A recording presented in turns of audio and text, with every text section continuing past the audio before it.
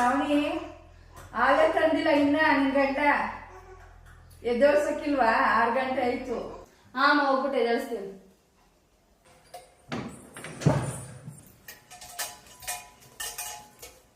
ರೀ ಇನ್ನ ಮಲಗಿದ್ದೀರಾ? ಯಾಕಪ್ಪ ಏನಾಯ್ತು? ಡೈಲಿ ಹಾಲ್ ತರದ್ ಯಾರು? ನೀವೇ ತಾನೆ? ಸರಿ ಆಯ್ತು ಹೋಗ್ತೀನಿ. ಅದಕ್ಕೆ ಕಿರಿಸ್ತೀಯಾ?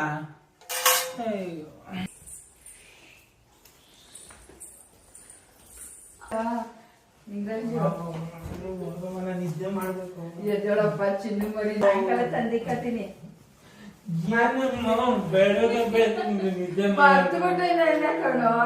ನಂಗೂ ಕೆಲಸ ಐತೆ. ನಾನಂತೂ ಸಾಯಂಕಾಲ